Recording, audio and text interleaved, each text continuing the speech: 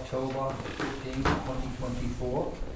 This meeting will be conducted live and by remote participation pursuant to the executive order suspending certain provisions of the open meeting law signed by Governor Baker, taking effect March 12, 2020, and subsequently extended through March 31, 2025 under Governor Healy. The meeting is being recorded by SMAC, as well as by us at the CPC. You can join the meeting online at meet.google.com/SGI-WOVG-JRA or by phone at 347-947-1811. And the PIN is 764-244-513. So, call to order. We have a motion to open the meeting. So made.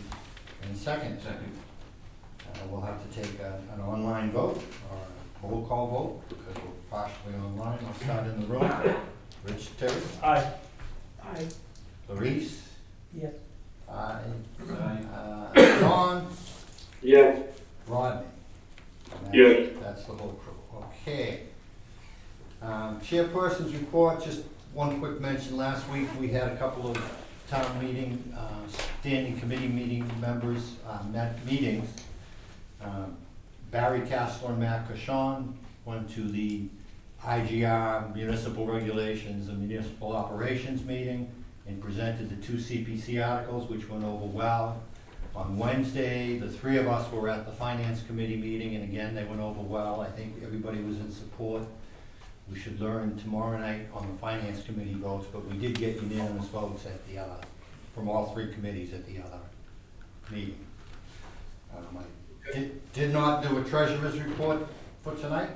We'll get one probably next meeting. I talked to Biz to get some updated numbers, but I know we have a pretty busy agenda with a bunch of new stuff coming in, so. Barry, do we have anything on the administrator's report? I don't have anything to add to that. Okay, would have been a repeat if I didn't jump on you first, huh? It's not great. Okay, so first item, the next item on the agenda is item 5, update on Cape and Reynolds from Rich Terry. As of this afternoon, I got an update from the town engineering department, Nick Dufresne. And this is what he said. I'll read his email to us, short and brief and to the point. I just spoke with Derek, who's the contractor, on site with the crew, wrapping up some odds and ends. He anticipates substantial project completion after today with the following outstanding items. The roof on the gazebo, which is a wooden roof but clad in a metal shingle, is due in, it's been on back order quite some time, for either the end of this week or next. Dog park sign, benches, picnic tables, water fountain delivery due mid-November. The water fountains, if you don't know, there's a bubbler that has a height for an adult or a person and with a button, and also another button with a dog bowl, ground level. There's going to be one for each, the small dog park and the big dog park. So it's a really specialized item, and so it's been delayed. Excuse me just for a second. And the other portion is the stone wall that is on the going down Pine Street from Pleasant towards the Sinai Hospital. That wall is falling apart, and it's been a concern for a number of years. I actually had to call the DPW a couple of years ago. There was a big boulder protruding out, and I thought it was going to either crash into a car or a person. And the DPW went up there and pushed it back in with a front end loader. We have enough monies left over in our 2023 CPC funds to get that done by this contract while he's still on site. Barry's been involved with that quite a bit. And so they're planning on starting that reconstruction of that wall. They'll actually take it down, move it back, tilt it over a little bit so that the line of sight when you leave Pleasant to go into Pine will be clear shot right to Mrs. Tucker's house, right past that back entrance. And by doing it now, we save a whole lot of money, because otherwise you have to go to bid sometime later. With a little bit of inflation, it's going to be more. And then that crew would have to come in and mobilize and do all those things that you do on a startup. Our contractor is already there, and he's familiar with the project. In addition, the contractor did some test diggings behind the wall, up on the front lawn, to determine if there's any ledge. And based on finding no ledge, they came up with a price now about $45,000 to tear it down, layer it back, and then rebuild it with freestanding stones that came out of the wall. So it would look like what we started, but it'll be a better access and line of sight. That's my report. Thank you. I stopped by, as I whispered to you earlier, last week when I was in town. Took a walk around it. I mean, it looks great. The dog park, the beds, the pavilion. I mean, it really is gonna be a great area. Yeah, they've done seeding there. They use the hydro seeding method, and it's really getting thick. I was there Sunday, taking some measurements for some things that the Friends are fixing up. And there was a woman with her 3 sons, and she came walking out, and we introduced ourselves, and she was with Sharon. And she said, "This is amazing. This is such a nice place. And can we use the dog park?" I said, "It'll be open to anyone from any town." The community garden will most likely go to Stoughton residents first. And she couldn't say enough nice things about it. So, and she compared it to the Sharon Dog Park. So we've been getting good reviews. Yeah, no, Hey, it's beautiful. Yeah. So that's my report completed. Great. Okay, item 6, we had a pre-application for a couple of projects up at Glen Echo. Eric is not gonna make it tonight, so those will get deferred till next month. Item 7. John's got his hand up. I'm sorry, John? Sorry, just before we leave that last one, did we settle on how we're going to open that area when it's ready? Basically, we've discussed it, and we thought we'd have a soft opening and invite the committees that are involved, recreation, conservation, select board, and we have about 12 parking spaces, so parking is limited. And so we thought we'd have a soft opening. The dog park will open first, obviously, with a late date for the water fountains. The water will be turned off, and had they been installed, we would have turned them off. So the dog park will be completely functional when we open. And the community garden, I have a person who's very interested. She's been standing by for 2 years, ready to sort of take charge of the volunteers for the community garden.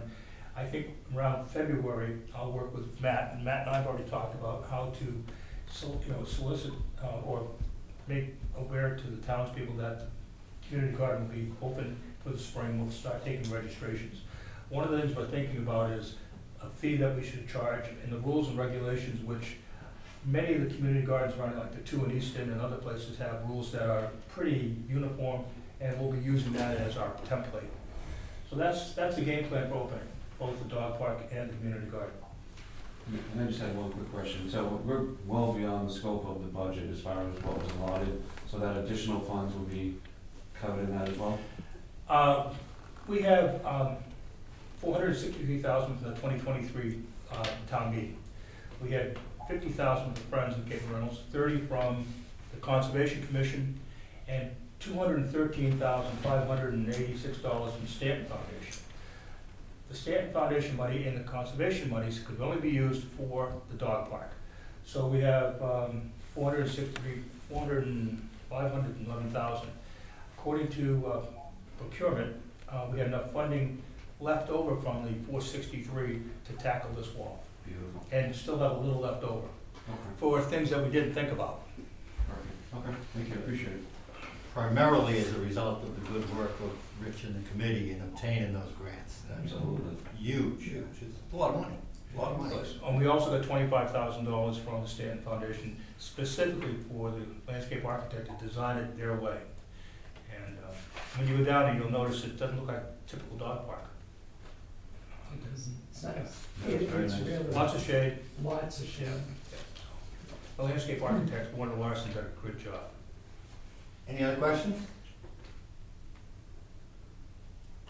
Okay, so again, the Glen Echo will put off. The funding recreation for the conservation restriction, we're gonna talk about later, in the interest of getting some of the folks who are here to present up sooner. So So I'm gonna jump right to number 8, the full application for the Halloran Arena supplemental funding.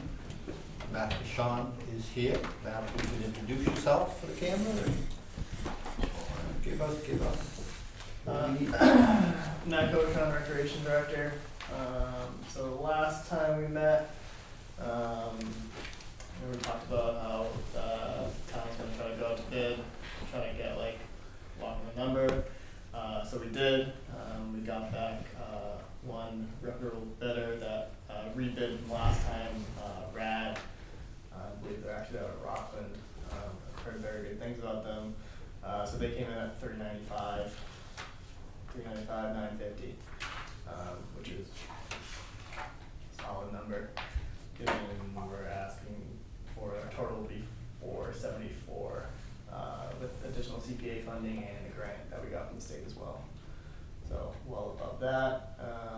Like Michael said, both FinCom and municipal ops and regulations seem very favorable of it. So now obviously this bid is contingent on special town meeting, and if it does pass, we will then lock in the bid and have our meetings with them and get to work. That's all I got. Yeah, so that RAD Sports actually was slightly below Yes. their original bid. They actually- bid $398 Right. on the original go-round. Yep. We used that and some of the other bids to kind of goose up the number and add a contingency. Yep. So we should be in great shape. Yeah. And I know you had alluded that to the finance committee, so that obviously is gonna be a great selling point at town meeting as well, that Yeah. we now have a bid in hand and can get ready to move, hopefully very quickly. Yeah. We did have a couple other, Fran reached out to a couple of the other bidders that bid the last time, and they simply told her the reason they did bid on this one, this time was because they were so busy, they didn't have enough bonding, for a project like this. So, people were interested, but Rad came back, and like I said, they were very reputable bidder. Jerry McDonald, did you have a question? If you don't mind, Mr. Chairman, I Don't do have a mind? question. You wanna just sit at the table? and- No, I'm good right here. Okay. That's all right. That's fine with me. I'll speak loudly. What is the Halloran Arena? Because I didn't, just quickly, it's not the soccer, the Street hockey, Yes. street basketball. hockey, that's a different sports, thing, right? No, Same thing. just like. This is the same thing. Yeah. It's already got approved by town meeting. and everything. Supplemental funding, I got approved in 22. Okay, I know, I'm good. When the bids come in, Dashboards and removable dashboards and different courts. Thank you. I'm all set. I just wanted to, I didn't know if it was something new. Okay, any questions, comments from the committee?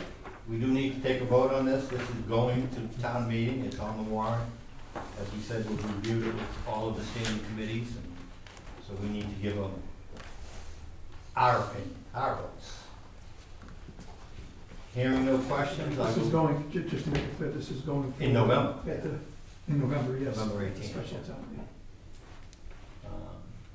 So hearing no comments, questions, I will accept a motion in regards to the application. I'll make a motion to accept this application. Seconded? By Bob. Okay, Rich? Yes. Bob? Yes. Reese? John? Yes. Rodney? Abstain. Abstain, okay, and the chair votes yes. So, thank you, Matt. And I look forward to the town meeting, and I think it's gonna be good. I'll talk to you, I wanna talk a little bit about the budget, the detail behind it. Okay. I saw the number, which is great, but I think if we present it in similar to the original detail from the original bid, A, it'll help us track it better, but it also will give everybody a better sense of, you know, instead of one number, I like seeing it all by the categories they had there. so. Yeah, that makes sense. Okay. Awesome. Thank you. Okay, thank you, Matt. Thanks, Matt.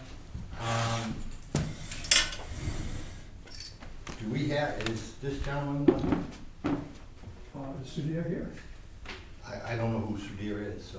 He's the guy who's got two applications, I guess. We've got two applications for some projects on Washington Street and Park Street downtown, pre-applications. Pretty sure he did respond to the email saying he would be here, yeah. Okay, it's gonna make things go a little quicker. We have a pre-application in town hall, but I think these guys are at another meeting, Barry? They wanted us to put them off till So later. we'll hold on the town hall pocket park. And then I guess we can go back to the application for funding recreation CR. Okay, We have plenty of time now. we have plenty of time to talk about it. Just a little bit of background, when the town purchased the property, they set aside a small area, kind of like a donut hole in the middle of the Glen Echo, to be used for active or passive recreation, according to the motion at town meeting from 2011. And when we set up a conservation restriction for everything but that small section, it specifically excluded that acreage. And because under the CPA, which is the state law, anytime the town purchases property using CPA funds, you have to put a conservation restriction as appropriate. In other words, if it's a historical property, it has to have historic restrictions, and so on. So, here's Sue now. Okay, but anyway, we'll finish. I'm gonna fit. Well, yeah, if you wanna finish yours, and then we'll go to him. Yeah, yeah. Let's, So this will be coming up also at the special town meeting in November. I did do an urgent review, which will have to be approved.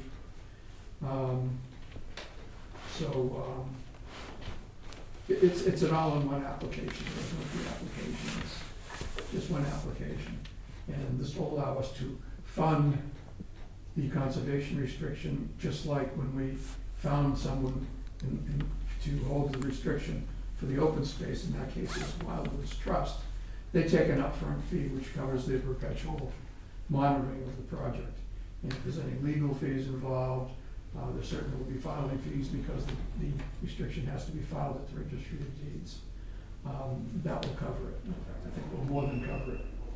And that was recommended unanimously by the two standing committees that went to, which were municipal regs and municipal relations, I believe. yes, Yes. regs and ops. So we're kind of doing that a little backwards just because there was a little rush to get everything on the table before town meeting. But we did tell them we would be voting on it at our next meeting. So there'll be two votes that we need, one to accept the urgent review and one to approve the application if you're so inclined. And the one other point, and we made this at both of the meetings, is that the money to fund this was in the original Glen Echo acquisition appropriation, and should have been carried forth over the year. It was approved back in 2011, and somewhere between 2011 and 2024, it kind of fell off the accounting table, and there wasn't enough money left in the open appropriation, so we said, you know what, we're just gonna make sure the money's there. The town has an obligation to do this, with or without CPC funds. So, and we told them this at the meeting, if you vote us down, then you're gonna have to find the money in the general fund. But Barry took it upon himself to put together the proposal. He had been working on the restrictions, so it's pretty straightforward. Any other questions, concerns, comments from committee members? John? Yeah, just, have we found anybody to hold this restriction? No, what I wanted to do was make sure we had the funding before we started soliciting people to see if they'll hold it. Okay. It gives us a better It seems like a lot of money. It probably will not cost that much, but I wanted to make sure that this is something we haven't done before in terms of a recreational restriction. I don't know what we're gonna find out there, so I just wanna make sure we're not having to go back again for additional funds. Yeah, the open space restriction cost $22,000, of which about $10,000 was to survey the property, and another $12,000 and change was the actual restriction agreement. We had estimated 30 based on the 22 before we got the before I went back and found the breakdown of what that was. And obviously this is a much smaller area, but we figured it's 7 or 8 years later, and we really don't know who we're gonna get. Yeah. We're gonna try not to spend all that much money. It was a lot more money than we paid at for the rest of Glen Echo. and it's gonna be much easier to monitor. Yes, Yeah, I would think so.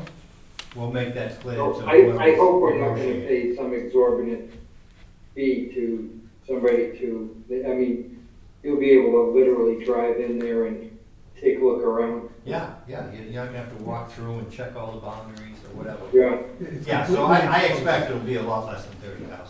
Yeah, it's completely enclosed by another conservation restriction, Yeah, so it Right. makes things a lot easier. okay, anything else?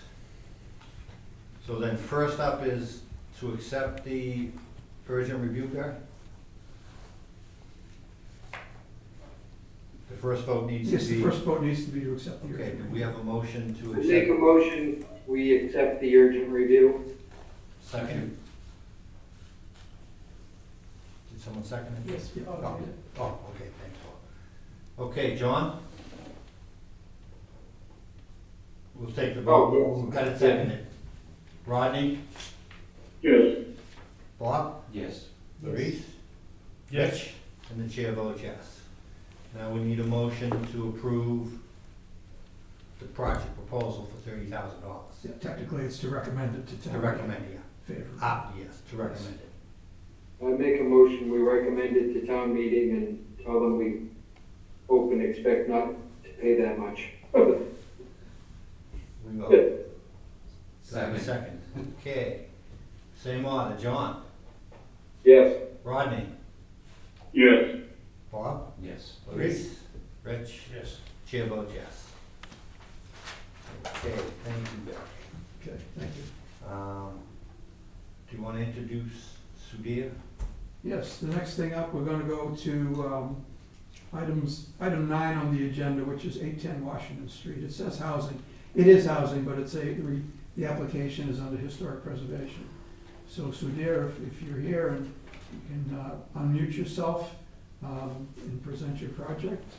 Introduce yourself and tell us what you're hoping to do. Good evening, gentlemen. Sorry, I couldn't turn on my video, but so we are planning to convert the commercial 810 Washington into mixed use. It is an old bank building, and we want to preserve it, and we want to convert them into the mixed use building. So having 12 units in that. And there is a property behind it, which is a 19 Park Street, and we want to make this as a mixed use as well, and want to convert them to 48 units. And we would like to, in that building, we would like to see if we can do affordable units as well in that. Okay, and you did get an application on that. And just so people know, 810 Washington Street is the large brick bank building right downtown, where one way the road goes towards Easton, the other way goes towards Brockton.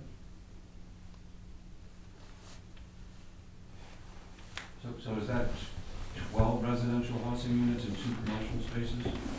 Yeah, it's two Yes, separate right. projects, Right, so so we're just talking stick about with the first one Okay, first, just there to we keep go. it easier. Okay. And the first one is the 810 Washington, the bank building, and that had the 12 units. Um,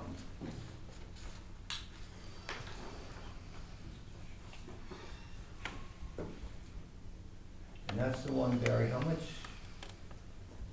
So, What charge you so there you're looking for $250,000 approximately from us. This is, as I said, when I explained it to you, this is a pre-application. That number can change. It's a, you know, it's an estimate at this point. So basically what we're here to, because it's a pre-application, we're basically here to say, does this sound like something we might be interested in? Does it fit the requirements of the Community Preservation Act? I can answer the second one, that it certainly appears to conform with the requirements of the Community Preservation Act. What I would suggest, and if you don't have it, I can get it to you, is the Federal Secretary of the Interior has guidelines for doing historic renovation. I'm not sure if you're familiar with that, if you'd like me to send that to you.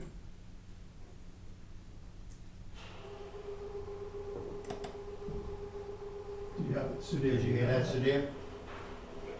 Yes, Barry, could you please send it back to me? Okay. So, Sudhir, have you talked with the Historical Society or Historical Commission? I get confused as to which one we need here. but- Commission. Commission. Commission is the town body. Okay. Have you talked with, Dwight McCarron happens to be the head of both, and he's also on our committee, although he's not present tonight. Because one of the first things we'll need is an indication that it is an historically significant property. Mm-hmm. And that's gonna come from the Historic Commission. Okay, yeah, so far we haven't talked to them, but we did present to the town. And and we told them that we want to preserve this because as far as my knowledge is concerned, I don't think it is registered under any historical society yet. So we just want to make sure that, but definitely we will go and confirm with the Stoughton Historic to see if it falls under that. And on this particular property, that we said there was 12 housing units, and did I recall, did you say 2 of them will be affordable? So in this for 810 Washington Street, we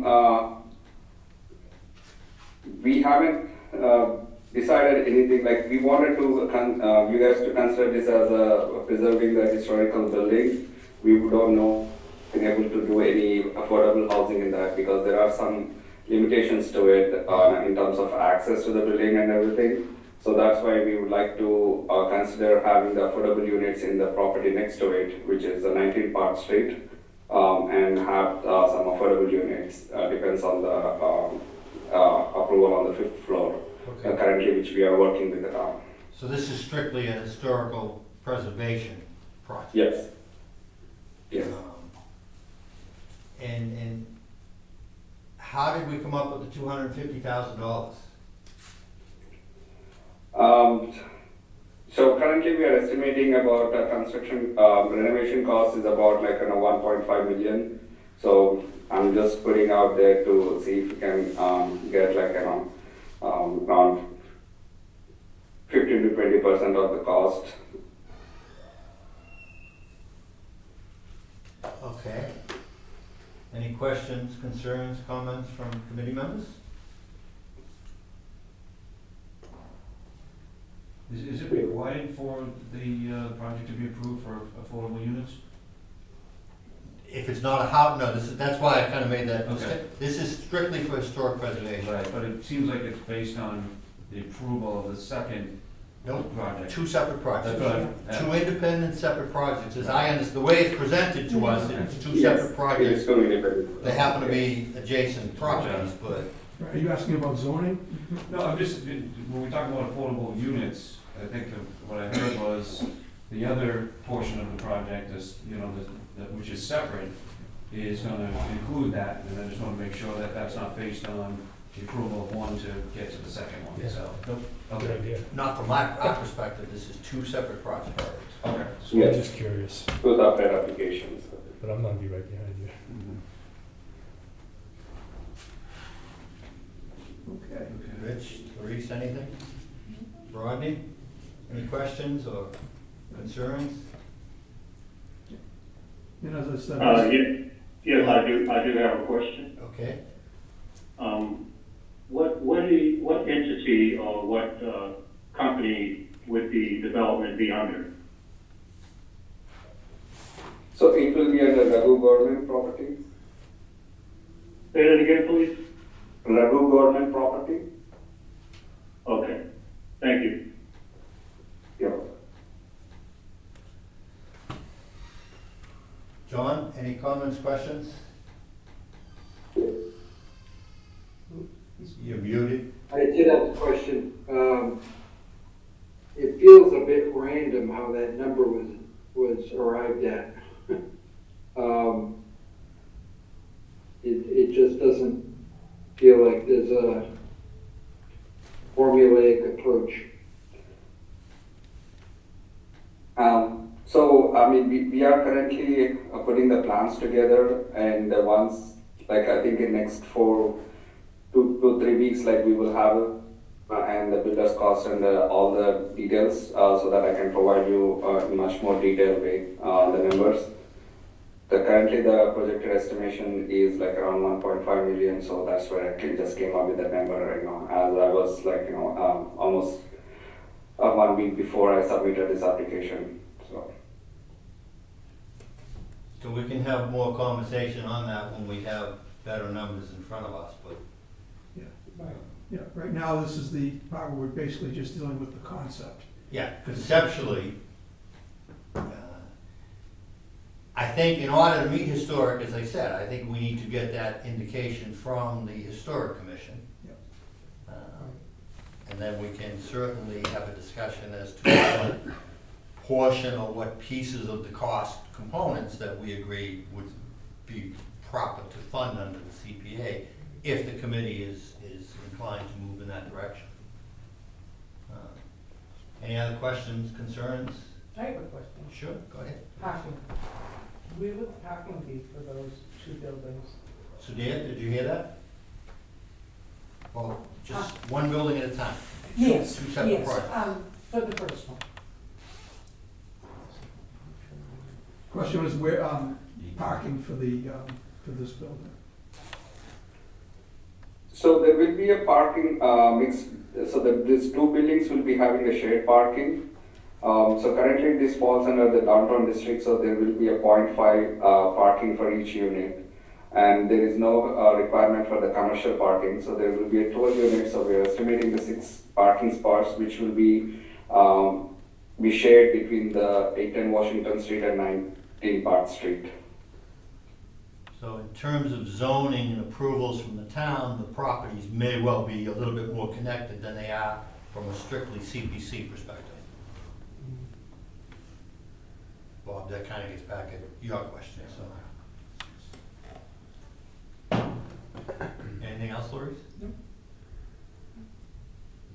Okay, do we have a motion to accept, is I guess that the right term, Barry, to accept the pre-application? Yeah.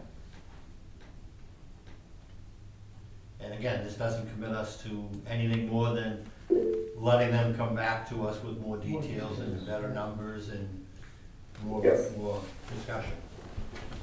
I feel like it's a little premature even to do that. We don't even know if it's historically significant. Right. Well, the building, if I can just go back, the building was built in 1919. I looked that up. And obviously, you've seen the building a million times. It seems, yeah, and it seems to me that it should be,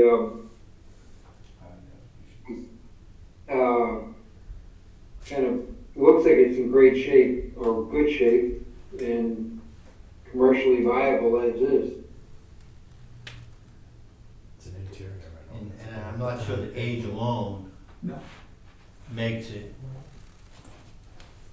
meet the criteria for the CPC, but clearly that's a big next step, is to go off and meet with the Historic Commission.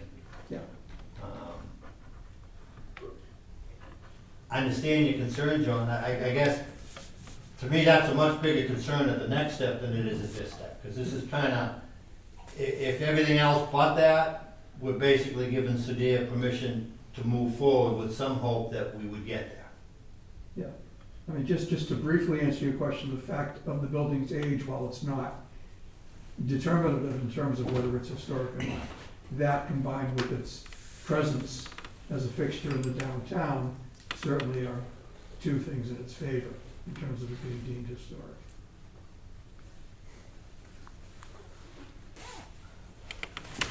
We could look at it as a motion to accept the pre-application, subject to getting that approval from the Historic, or getting that designation from the I Historic. mean, that, I think that the Historic Commission is, I think that's a requirement of the full application. Oh, I think, yeah, I think it has to be there. Yeah. I don't think it's a requirement of the pre-application. But yeah, I mean, however you wanna phrase it.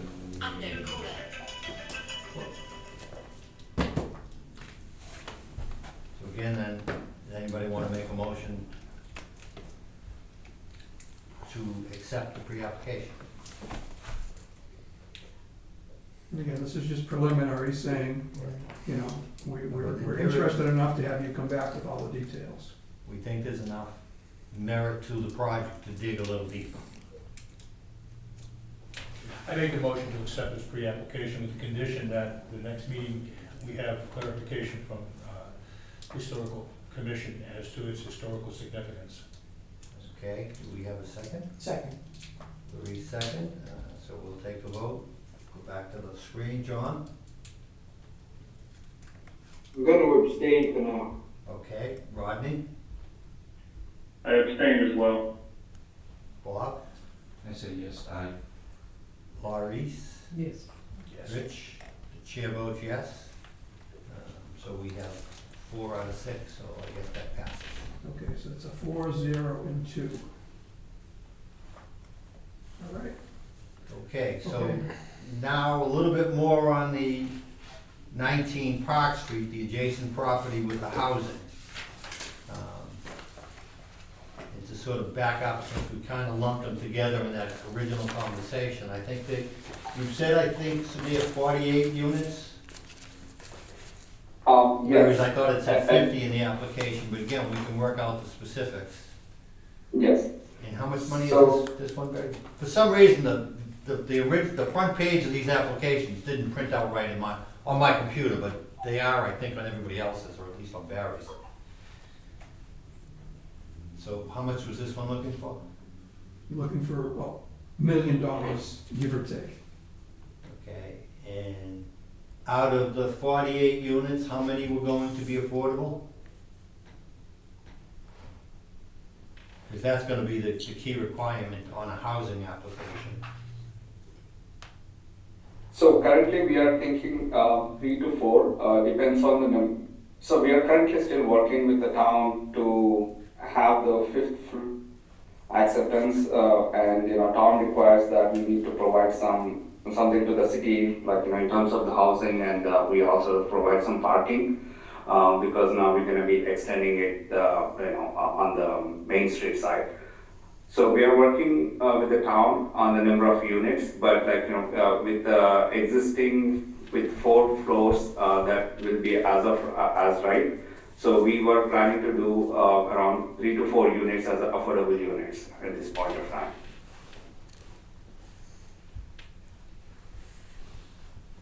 Okay. Questions, concerns from the committee?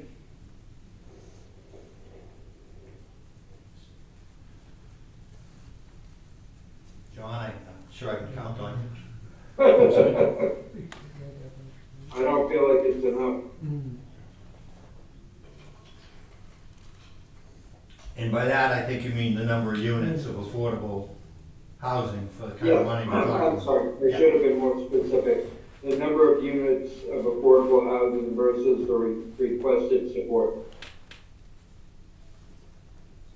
That's 250 to 330 X per unit. Yeah, that is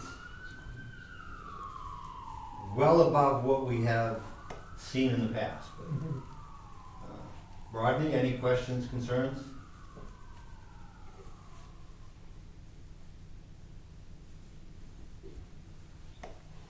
Yes, I have the same concern. I don't feel it's enough as well.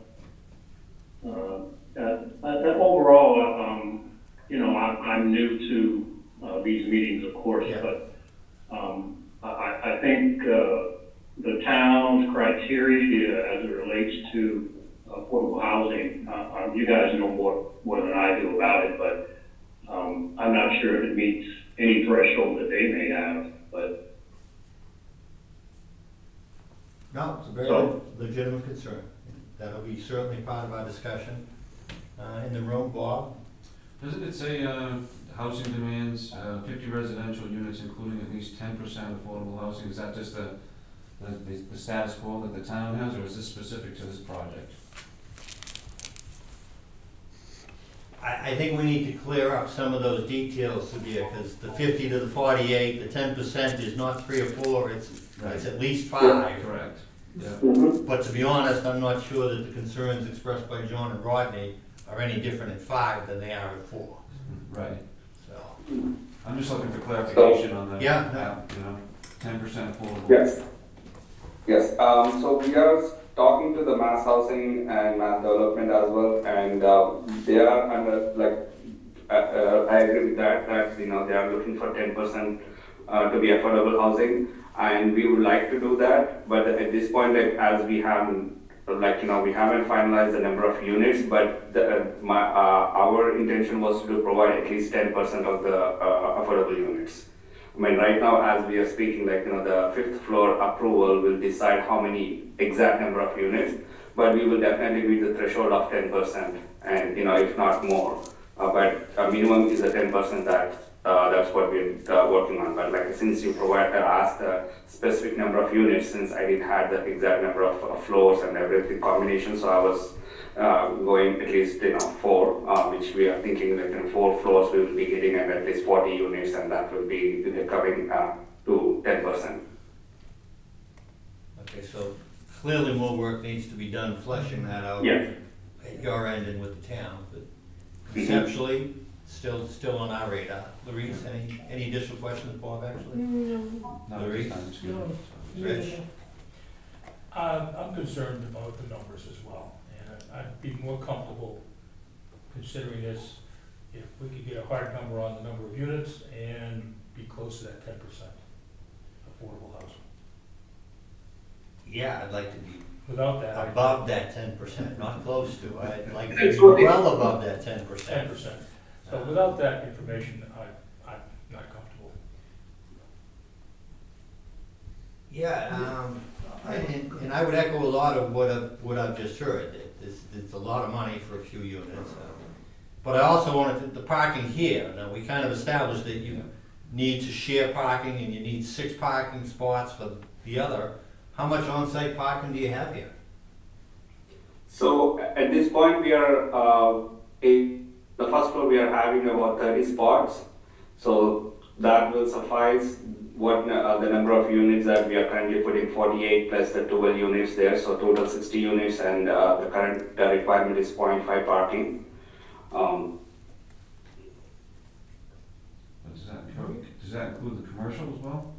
Commercial, there's no So requirement. commercial doesn't require any parking as of now. And you're all on street, but depending on what your commercial uses are. But again, that's beyond the scope of what the concerns we can raise and discuss, but, so who in the town have you talked with? You haven't been to the zoning board or to the planning board, and I don't even know the process, which ones you need, but you may need both. So we have been to the planning board, we've been talking to the building commissioner, and so we've been in touch with all of these people. We had a pre-approval meeting as well. So with their direction, we are going forward for the next step on the plans. And what is your general timeline? I mean, when would you like to get this project shovel in the ground? So the 19th Park Street, we are anticipating sometime next year, like after the first, after the second half of the year. Whereas the 810 Washington Street, like we are planning towards at least like end of first quarter of 2025.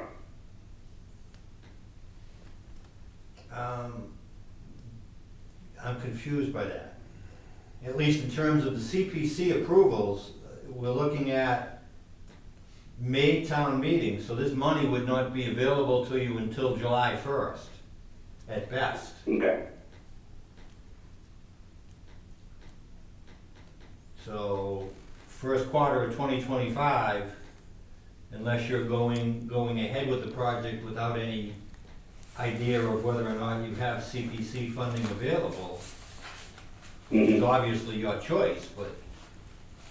I mean, that's our current timeline. I mean, as you know, things might not things like, you know, there will be something that might come. So we are targeting that, you know, at least to get the final approvals part. But you know, if we are working on funding part and financials as well, so we might, consider to see like, what we will get, getting awarded, and then, depends on the rest of the details. Can I ask a technical question? What does the town zoning require in terms of the percentage of the units set aside for affordable housing?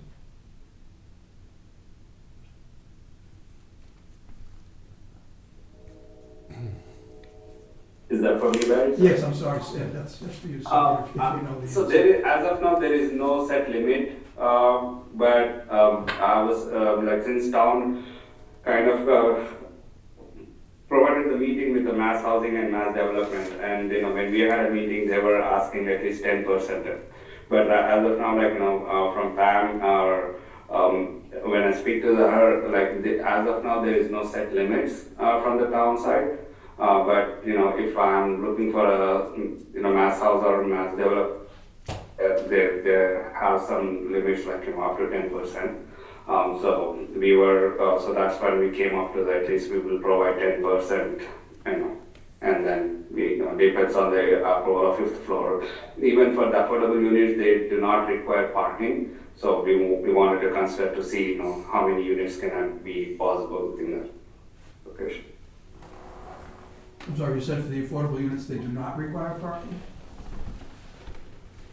Yes, as per my understanding from my previous meetings. Yeah, that doesn't sound logical to me, that I would think the 0.5 parking places for the downtown apply whether it's affordable or not. I mean, maybe something you can get through the zoning board a waiver of, but regardless, that obviously we need a lot clearer definition. And to echo what Mr. Linehan said on the first project, I'm feeling like this one needs a lot more work than the first one, in terms of even conceptually how we as a committee can move forward.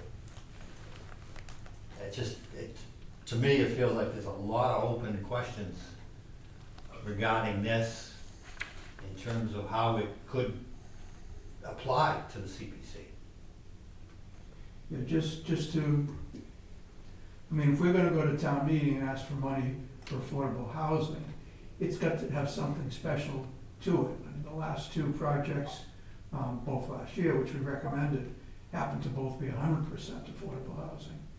And we gave each of those projects per unit between 10 and 15,000 per unit. So, we've got to have a way to make this stand out, so that there's a reason why we're taking town money and supporting this project.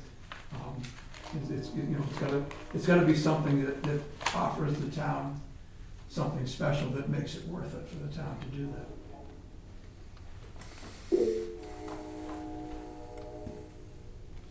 So in terms of your next steps, Adir, I think you have a lot of work to do on the housing project. And Yes, I think some of definitely. that should be done before it comes in for a vote to us as even as a pre-app. We would conceptually, I think, be in favor of it as a housing project, but probably not at the price you're looking for. Sure, definitely. As I said, I'm not this is my first time applying Yep. for something No. like that. I was not aware of it, but I will definitely prepare well for before the next meeting, so that I have better numbers and they have clear understanding of what we are looking in terms of number of units and the asking. And Barry will work with you. He'll help push you along in terms of the direction. Okay. A lot of our concern as we get deeper into these conversations, I mean, as we said, this is the pre-application, just conceptually, do we want to move forward? When we get deep into this conversation, one of our primary concerns is going to be our ability to sell the project to town meeting. And based on the parameters we've laid out here, we wouldn't get too far with town meeting on a project of this scope. So we want to work with you, but we need more ammunition for us as well. I have a question. Rich? So here, this is Sure. Rich Terry. Have you been given us a date to meet with planning board?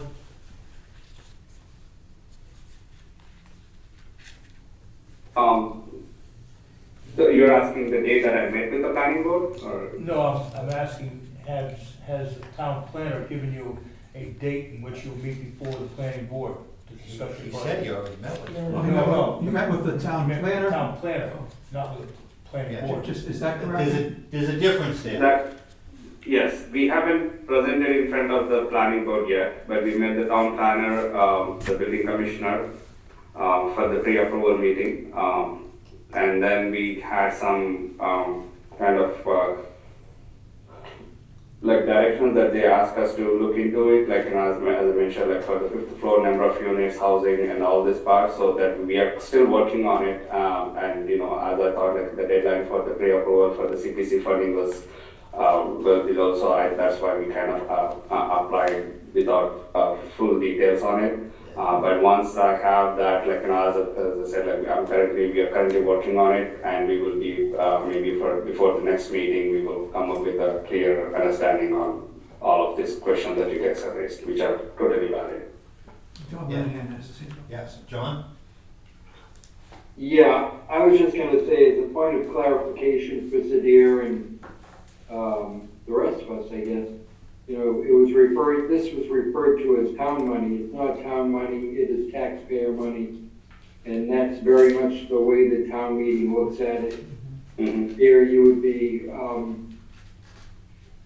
best off to think of it in that sense, that people don't part with it easily, and, it's not a giveaway, it's an investment. So, that's how we have to deal with it in town meeting. We have to convince them that it's an investment worth their money. And in light of that, I would rather not vote, but perhaps continue this to a future meeting. Yeah, I agree, John. And also with the caution that this is now middle of October. To get this to a May town meeting, we have to have it pretty much wrapped up by mid-January so that we can vote a final approval in January. The warrant closes typically early February. So we are under a very Sudhir, you and us have a very tight time frame here to really get a lot of progress here. So I think, yes, I think you need to move ahead, get to the planning board, work with Barry, and we have another meeting scheduled in November, and we can relook at this as a pre-application at that time. Sure. Any other questions, concerns? Sadir, do you have any other questions for us? No, definitely, no, I don't have anything, all the questions you guys I have noted down, and, I'll definitely work with Barry and, Yeah, no, Barry's a hard-working guy on this stuff, and he'll keep us moving forward, but, good luck with both. I mean, they're probably very good projects for the downtown. Thank you. We will see you in November. John has a. So Michael, if it would be appropriate, should I make a motion that we continue this to the next meeting? Okay, good idea, thank you. Do we have a second? Second. Seconded by Rich. John? Your vote? Yes. Rodney? Yes. Yes. Bob? Yes. Maurice? Yes. Rich? Yes. Chair votes yes. Okay. Thank you, Sadir. Yep, thank you, gentlemen. Okay. So we do still have the town hall parking numbers. Those guys will come, but we can jump ahead and review the proposed HSL grant agreement. Yes, okay, if I, Yeah. You can share it, you can. sure. What happened was, we've been working on a grant agreement for Hebrew Senior Life. They made a number of changes, mainly due to the fact that most of the money for the project is coming from the state. And the state has a little slightly different setup, where they use something called a lender advisor, which is an independent third-party contractor. Which is someone who, from what I can tell, accomplishes the same thing that we would do if we if we hired an independent third party, and given the size of the contract, that's probably what we would do. So given that that is the protocol at the state level, that actually the name is different, but it fits in to what we do in terms of monitoring the project. And that party's responsibilities include making sure that the funding is being put to good use, that the project proceeds, according to a schedule, and that, because it's a construction loan, so under construction loans, the construction loan, it's a progress loan. Not our grant, but the loan, but they got the loans that they will get from private sources. They're usually done as progress loans, which means that they get reimbursed to pay for construction the more construction they do. So in other words, they don't get the money up front, they get more money the more of the project that they do. So it's essential that there's someone monitoring that just to make sure that what the reporting is on the square. So that was one of the main things that was changing. If you bear with me, I'm gonna bring up the agreement itself, just have to find it.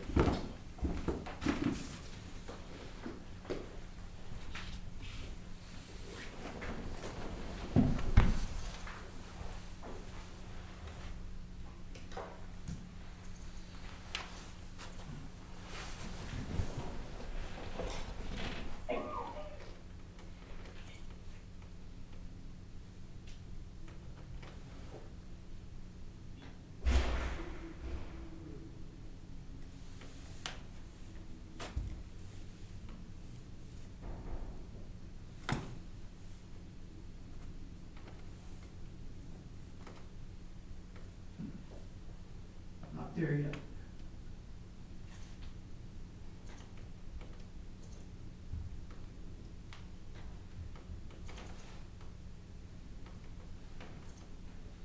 Okay, let me share the screen with us if you'd like.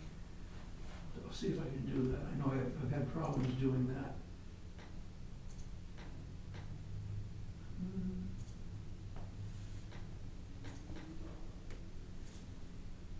It's gonna look odd at first, but bear with me.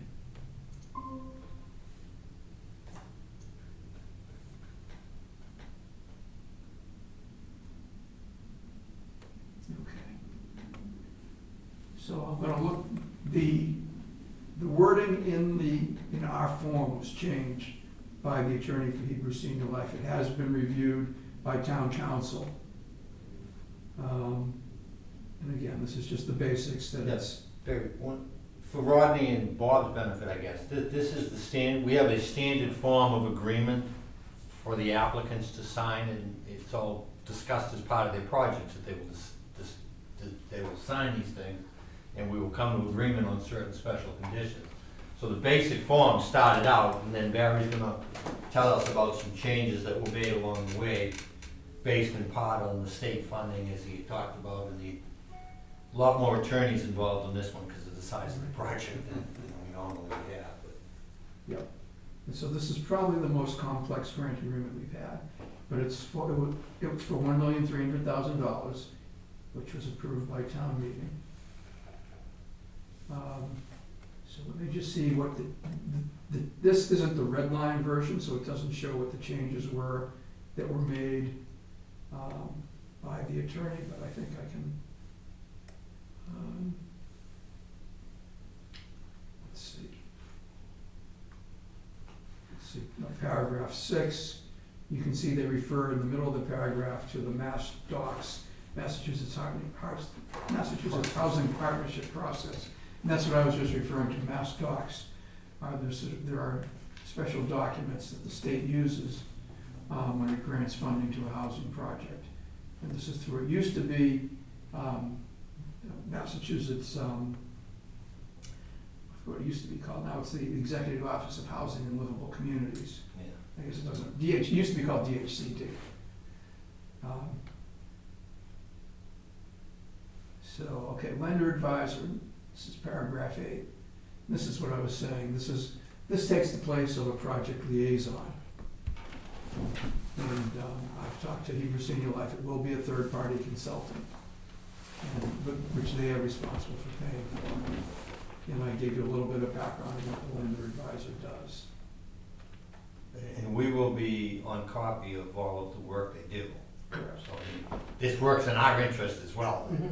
We're probably gonna get a much more thorough review ongoing of this project than we would be capable of doing ourselves. Yep, It's a volunteer committee of yep. regular folks. Everything else is pretty standard.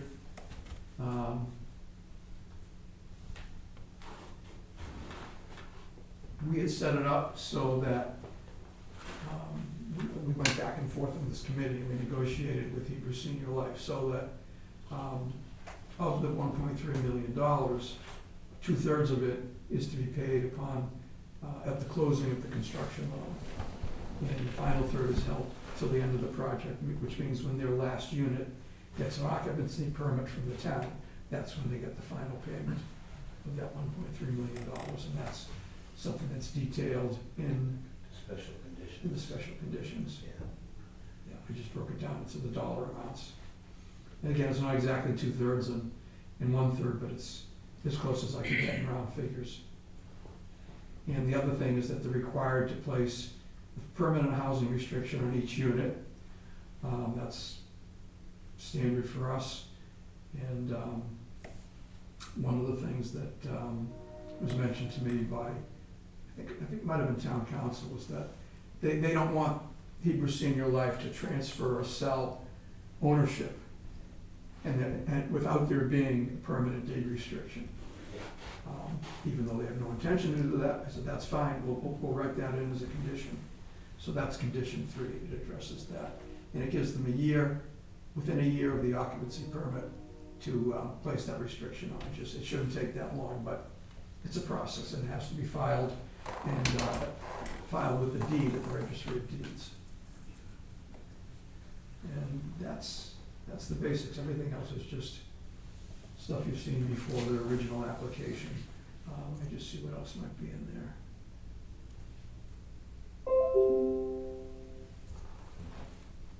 Okay.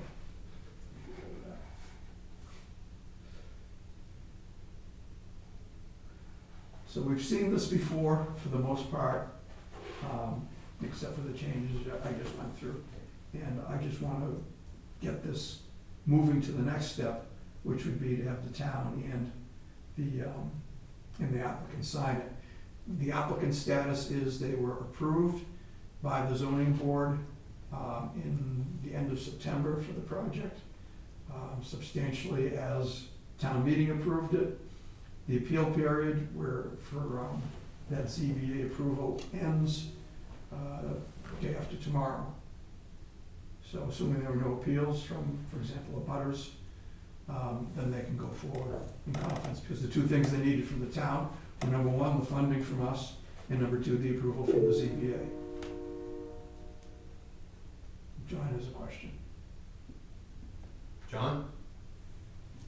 I think he's muted. Yeah, he's You're muted. muted, John. So do you want from us a motion to accept this agreement, this grant agreement? Yes. It sounds like it's even better than what we had before, so I I think make so. that motion. And us. She seconded it. I just have one quick question. Yeah. When you say specifically the town, obviously we're gonna vote on it, but from the town perspective, who's that approval?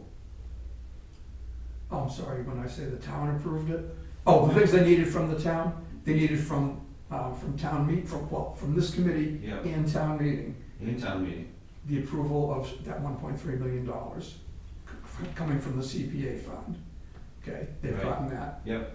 And they also needed from the zoning board an approval of it's technically called a comprehensive permit Right, because of the size of the project. okay. But I thought there was no other so this has changed, and you're asking us to vote on the change per se. Yeah, But I also heard that from the town's perspective, there needs to be approval. Is that the select board, or I No. misunderstood you? no, the town, there needed to be 2 approvals, which they have gotten, one from town meeting, which they've gotten, and one from the zoning board, which they've just gotten. Okay. That's it. I'm good, thank you. Okay, so we had the motion by John, the second by Luis. Yep. John will vote. Yes. Rodney? Yes. Bob? Yes. Luis? Yes. Rich? And the chair votes yes. Okay, so that's unanimous. Okay. Until Mark and Craig get here, we can keep going along in the agenda. They are at the select board Yeah. tonight. We knew there was a conflict. They were hoping, I think, to get out of it early enough when we said, well, we'll hold them off until you get here, assuming they're gonna get here. So the good thing is, since I have it set up so that we can see this, I'm going to show you the next thing on the agenda. Michael's been, and I'm gonna pass this over to him in a moment, has been working with Biz, the finance director, on closing out certain projects. 3 of them are for minimal amounts. One of them is a larger amount, which we can discuss whether we do want to close it or not. So I'm gonna put that up on the screen, and Michael's gonna turn it over to you. We don't really have a choice in terms of closing because there's no money to pay for these things, but this kind of came about, we didn't really dig in.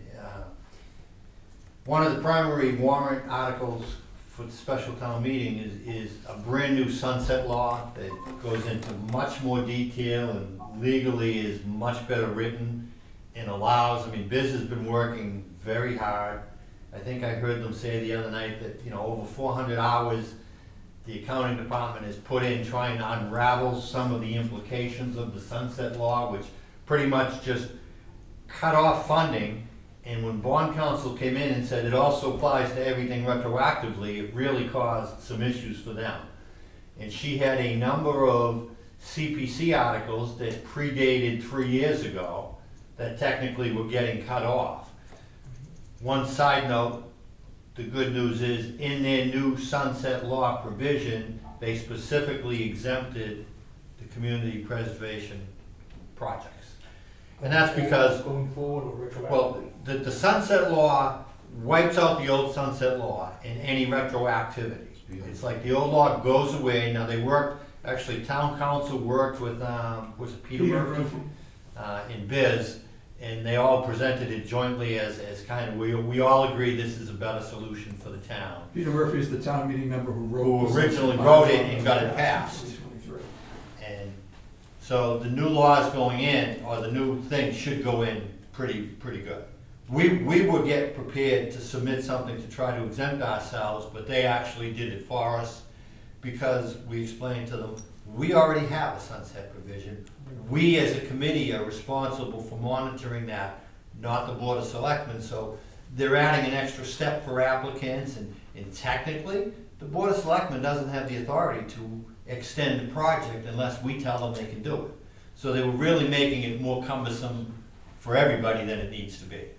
And so I think we had them convinced, and some questions came out at Finance Committee. I spoke briefly to Biz about that as well today. It did come out the next night after we were there, Barry. But in the course of that, Biz did prepare a large number of town articles and a small number of CPA articles, and those are what's up on the screen here. And these are the projects we've talked about at the last 2 meetings.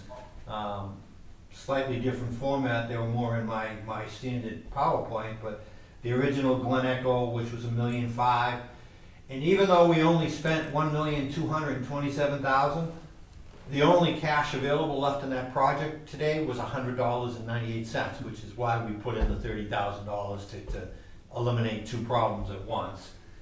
The Glen Echo design and construction, as Rich knows, there's 324. I always throw the Glen Echo and Cape and Reynolds. This is the one that Eric had worked on.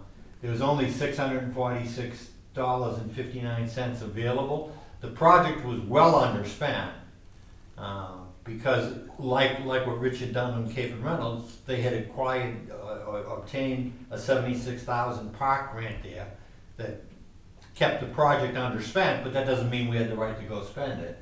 So we said, go ahead and close that out. The Cape and Reynolds security, Rich, we've talked about that at the last meeting, the last couple. That was a proposal from 2015 for $32,000.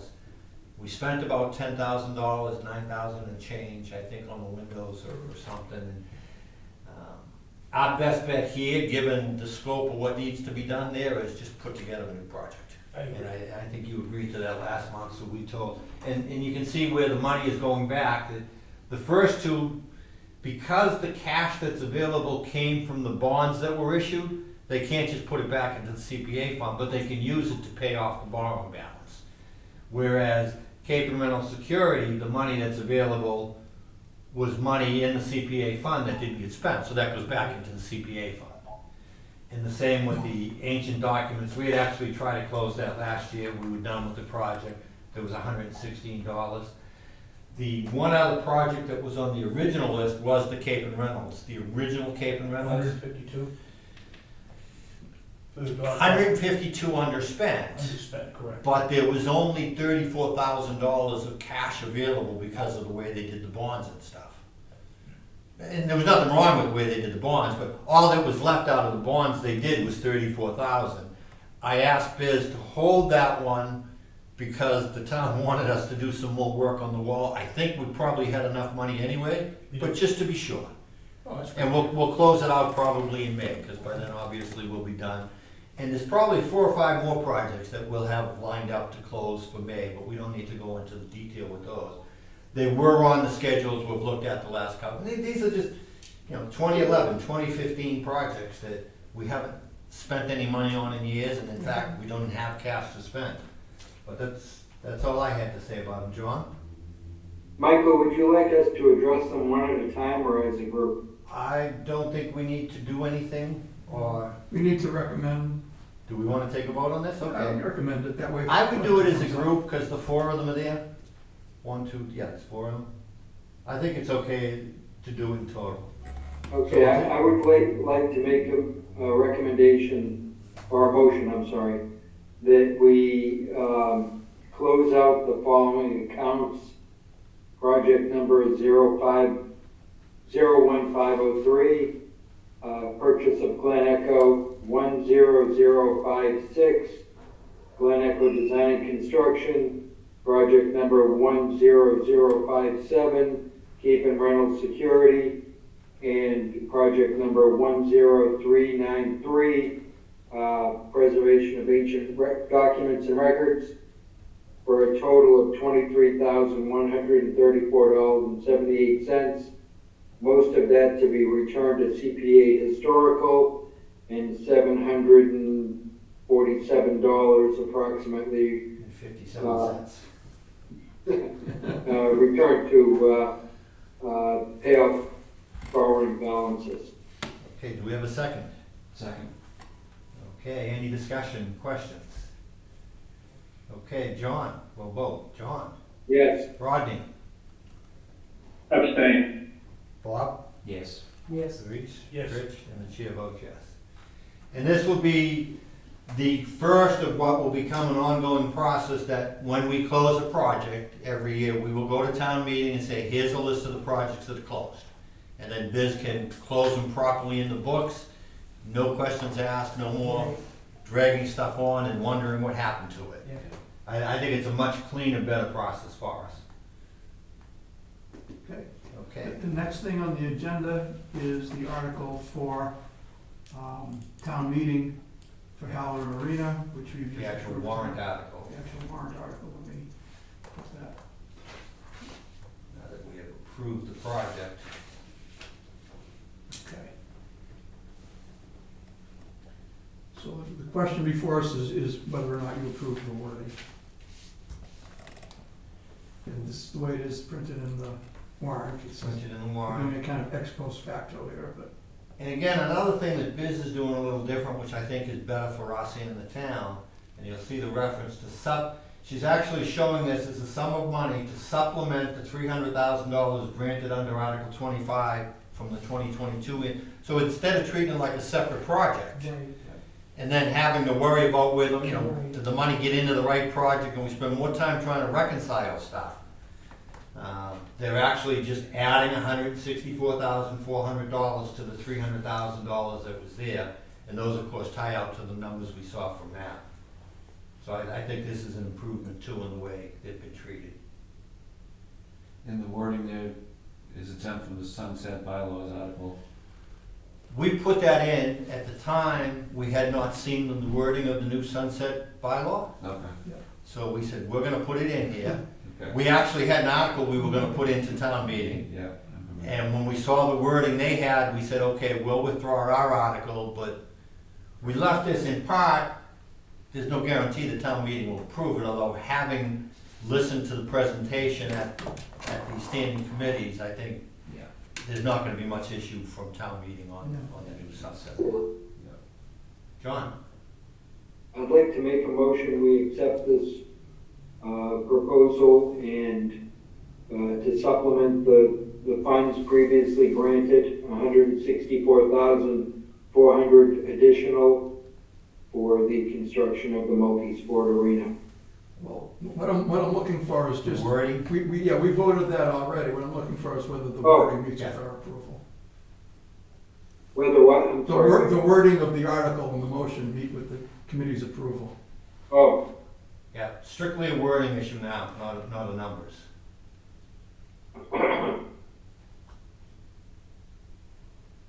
So you'll take the Sounds friendly good. amendment to the wording, Barry will write it up. Do we have a second? Second. Larice, okay, John? yes. Rodney? Yes. Bob? Yes. Larice? Yes. Rich? Yes. And the chair votes yes. Okay, thank you. Similar to that, this is the wording for the motion on Glen to fund the holding of a conservation restriction and the filing and anything else that has to be done. Any other action relative there too, I guess is the best way to say it. So again, the question is whether the wording meets with the committee's approval. Yeah, I mean, these are pretty standard language for the warrants that Barry worked on, town council's approved Just a them. quick question. It doesn't have to say active use, perpetual active use or anything? It says conservation restriction. I know that, yeah. No, it doesn't have to say that. We are required, based on the motion from when the town meeting acquired the property, to make sure that it is a recreation restriction. Just why doesn't it say that? It's basically the standard language to allow the town to establish a conservation restriction. They're both considered conservation restrictions. Oh, okay. I make a motion, we accept it. Second? Okay, John? Yes. Rodney? Yes. Sorry about that. That's okay. Bob? Yes. Yes. Larice? Yes. Rich? Yes. And the chair votes yes. Who seconded Yeah, it? John, I probably would agree with you, but I think, given that they've already got it going into the warrant, the title says recreational conservation restriction, but in the wording, it kind of left off the word recreational, but I don't think there's any doubt as to what it applies to. Did you second No, Rich? there is- I Well, said, Yep, I got it. Okay. you get seconds and thirds. All right, and the next item on the agenda, I'm having a report we can skip because it's already been taken care of. Thank you, John. Okay, the reminder, Okay. we did not get any minutes to I approve. did not have minutes, I had some family issues. Yes, to now do. that's, any other unanticipated new business or emergency matters?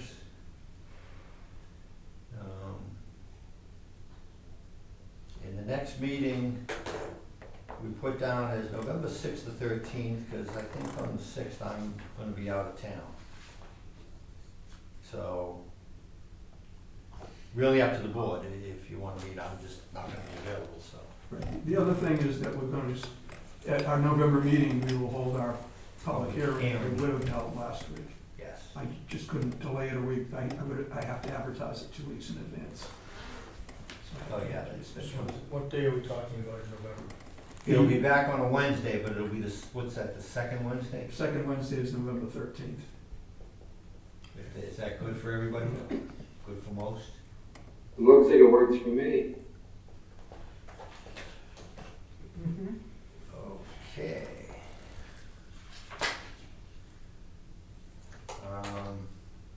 So the one open, we have this town hall pocket park. We're gonna get a presentation. Yep. Those guys are upstairs. Yeah, they're running, yeah, he said he might not, he had said about 8:30, so,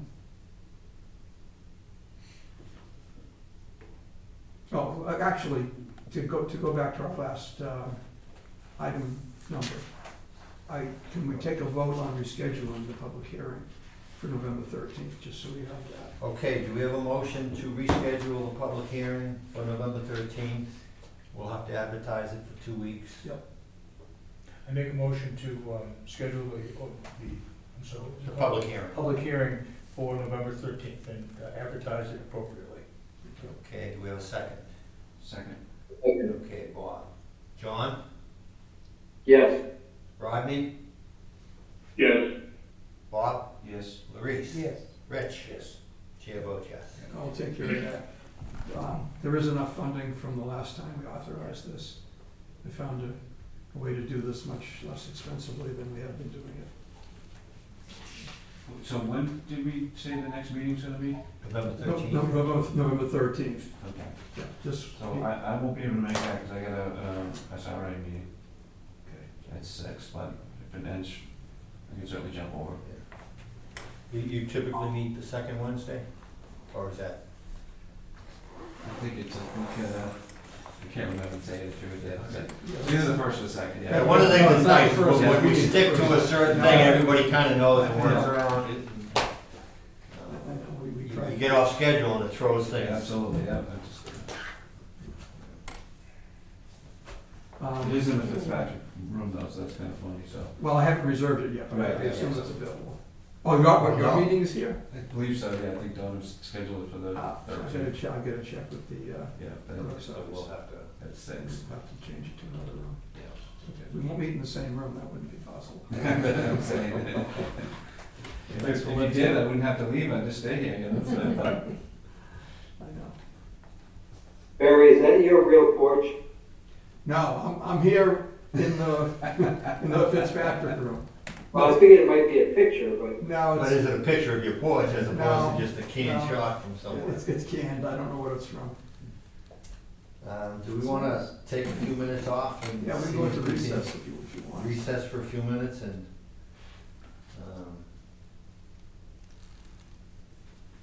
just work, running upstairs and seeing if those guys have any sense. So that we're not just left hanging. Yeah, we can go Yeah. into recess. We should take a vote to do that. I'm still in the big city. I gotta go home. Oh, you still at work? Yeah. Oh, okay. Well, we're gonna take a recess. Yeah, no, that'd be fine, John, I mean, I don't know if you Will had a we- chance to look at. Won't we lose our quorum? No, because we have 6. As long as nobody else leaves. Yeah. Rodney and Larice came in at the end to give us the 6, so we still have 5. But yeah, we'll let you take the ride home. Yeah, it's a pre-application also. It's not the full application. Okay. Thank you. Okay, thanks, John. Night. Okay, so we need a motion to go into Stay home. recess. Oh, okay, do we have a motion to go into recess? We lost John, okay. We lost John. I make a motion to recess for Second, 5 minutes. Second. Rodney, are you in favor of a recess? Yes. Bob? Yes. Larice? Yes. Rich? Yes. And Michael says yes. Okay, I make a motion that we adjourn our recess and reopen our meeting. Second. Okay, we'll take a vote. Rodney? Yes. Bob? Yes. Larice? Yes. Rich? Yes. And chair votes yes. Okay. So now we have, we'll just jump right to Item 11. item 11, which is the pre-application for the town hall bucket truck. If you gentlemen, and Bill, you already introduced yourself, but if you could for the camera. Sure. I'm Craig Horsfall, the Assistant Director of Development Services. Tonight, did you introduce yourself? Or? Well, I on did, camera, but Jimmy. before I came, I'm Bill Roth, I'm the town planner. I'm Ron Hedrick, and I am a senior landscape architect and director of planning and design for GPI. Okay. Where would you like to begin? I'm going to dive right in, I want to see if you Yeah, so this project here is, we're before the Community Preservation Committee to request funding for landscape improvements around Town Hall. The project itself is geared towards, general aesthetic improvements, some pocket parks, and just a lot of curb appeal stuff around Town Hall. But it also incorporates some parking improvements, ADA accessibility, things like bike racks and pedestrian access. So there's a lot that goes into this project, and we think it's a great opportunity for the CPC to invest in this project and help us develop these pocket parks. And I'll let Ron take it from here, get into the details of everything that we're looking to put into the plan. Great. Do we have a presentation to do? We do. My laptop is running low. Is there somebody else who could put it up on the screen? I mean, I can do it, but I don't want to die in the middle of it.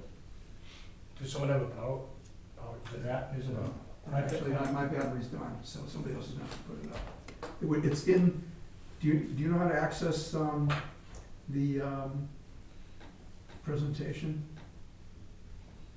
What I was going to say is you go back to, log in. Here. Yeah, we have it on the thumb drive. If that, if you can plug it in. We can put it on a thumb drive and I can pull it up. Oh, I have it on. So,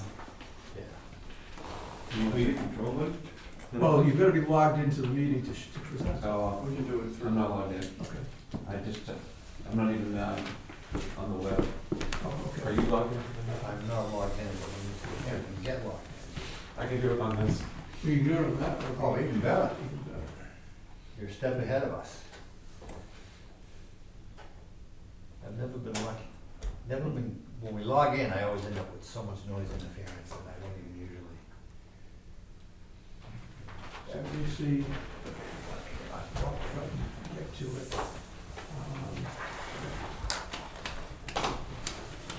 Do you have a copy? I do. Okay.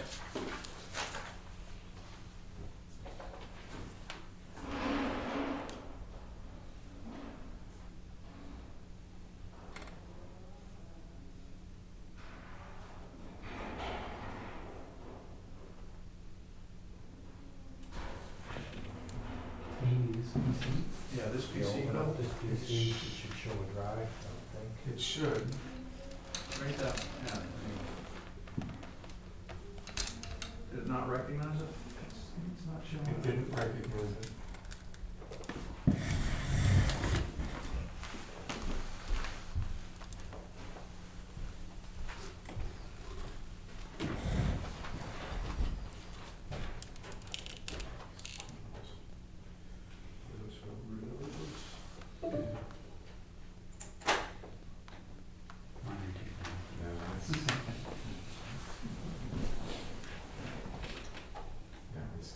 I used to carry a laptop and projector and it's pretty everywhere. And a bag of extension cord. Let me try on one of the laptops. Yeah. It's really pretty cool what we can do today. Oh, it really is. Yeah. I had a laptop back in 1993 or 4, Yeah. and it had a 10 megabyte hard disk. I thought I was a cast me out. Yeah, right. And a floppy disk. Yeah. And a modem. It was a dial-up modem. It was a little faster than smoke signals. Yeah, that's right. Yeah, I remember having, was it a 296 and a 396 and a 496, and then they went to a Pentium 5, with chips and Yeah. just so many different versions. Welcome battery cast. Now we work with a Canadian software company. It's not up. You gotta join the meeting? He's already in the meeting, but he's going to be able to access the thumb drive, and it's not recognizing it. Can you sign into the meeting, Michael, and see? If you can let me in. That's Oh, it. There it is. there We got it. So there you it's, go. it's the There you Stoughton go. folder. I would just do the, I got signed, I would do just did the PDF Google Meet, version and of the it's CPC. asked to be let in, and it's waiting for you to respond. Okay. Yeah. This one, It's gonna be a That last. one right there, Yeah, yeah. CPC. Your thumb drive's a little janky. Yeah. You can X out of the, Okay, go ahead, and I'll run it for you. All right, thank you. Well, good evening. Sorry, we were upstairs and now we're downstairs. So this is my second version of this, so it's gonna be better. You're all warmed up. I'm all warmed up, yeah. Next slide, please. So, we're here tonight to talk about the landscape of this building that we're in, the grounds, and as Craig mentioned, you know, this project involves parking and sidewalks and access, but we're really, for purposes of this meeting, we're really focused on these, what we're calling pocket parks. They're different outdoor spaces for different types of socialization and gathering around town hall. Next slide, please. So I think you guys will appreciate this. I used to be on a community preservation committee in my old town for many years, so I appreciate the work you guys do. I always like to look back. Before this was town hall, it was owned by a guy named Robert Porter, and he and his family lived there, and they had a boot and shoe shop, and that was kind of what they did there. And he was also a deacon. I'm not going to tell my joke this time. So you like the joke? All right. So he was obviously into mending souls because he was a deacon and a cobbler. So. Next slide, please. So this is out of the Macris files, a cool old postcard or a photo of the building, and pretty interesting account there. I blew it up so I could read it. It's all in cursive. And it basically said that after the Great Fire of, I think it was 1880, they had to find a new town hall because the Atwood Hall had burned down, and they had this property, or they bought this property and built town hall with the great hall above, which held about 1,200 people. But the building, when it was first built, it housed the fire, police, board of select, pretty much all the town functions. Of course, over time it's grown and a lot of that's party. But you can see the landscape surrounds of the building at the time. Pretty basic. Obviously, the traffic pattern coming right off of that corner really wouldn't work today. One of the really interesting parts is the old porte cochere that was there that the postcard does mention was eventually removed, but I was not aware of that until we found this picture. So it kind of gives you a sense of this building, I think, was dedicated in 1801, if I recall. So kind of what it looked like, and doesn't look terribly different from today, but obviously modern parking and all that. Next slide, please. Couple shots here just of the existing conditions. If you're not familiar, if you only come here in the dark for meetings, there's a lot of asphalt around the building, not a lot of landscaping right up around the building. There's some fairly generous lawn areas kind of out at the corner, a couple of large trees, that sort of thing. This is looking from Pearl Street kind of to the south. Next image. This is looking at the main facade of the building from Pearl Street, looking towards the west. You can see the existing bell and flagpole that are there. Next slide. This is from the corner of Pearl and Porter, kind of as you come in from Washington Street. And you can see kind of what's really the major entrance to the park or to the building. Pretty much the only pedestrian access. The sidewalk does parallel Pearl and sort of ties back in on the other end of the driveway. But it's all kind of overgrown, and there's a memorial stone in there that we found out was a Eagle Scout project actually, but it says Stoughton Town Hall, and it has the date Stoughton was incorporated on it. Next slide. And this picture is looking north from Porter Street, and what I want to really kind of call your attention to here is the stone wall here, because as we get into it, we have sort of two variations, two concepts. And that wall is sort of central to that, as well as this dual exit. And I'll talk about that later, how we're looking to maybe consolidate that. But that's really more of the circulation side of things. Next slide, Bill. So this slide summarizes some of the major landscape assets that are there, as well as some of the major issues. There's the memorial bell there, located number 1, kind of on access to the main entrance doors. There's also a flagpole there. There is an accessible ramp at the entryway that provides barrier-free access up into the building. It's a very important kind of an asset. There is one large kind of a specimen tree out into the front. It's a maple tree. There's also a very large tree out in the back, but we're sort of focused on the front right now. And then there's the pedestrian entrance and memorial stone that comes in off at the intersection of Pearl and Porter there, number 5. So those are kind of some key assets we've identified. And then a number of site issues, limited pedestrian connectivity. You have that sidewalk, you can see it, that parallels Pearl Street, but nothing ever kind of gets you to the building. There is sort of a decorative pavement there right about where the 2 is, kind of that links that sidewalk over to the front steps and the ramp. But there's no other built sidewalk network within the site. It's an attractive building, but the landscape kind of suffers. It has sort of a lack of curb appeal. It's lawn, essentially, and some trees, some overgrown shrubs. Limited landscape material palette, not a lot of interest going on. There's no seating, no benches anywhere. There's no bike racks, sort of those creature comforts. And next slide. So we set sort of an overall design goal of, to improve the town hall environs to better accommodate the citizens of Stoughton, however they arrive there, whether it's by foot or by car or by bike. Certainly, the pedestrian network doesn't really support people walking, coming down Pearl Street or Porter Street from opposite ends, and kind of coming to the town hall. It really doesn't support you very well getting out of your car and getting to the doorways. You have to essentially walk through the parking lots.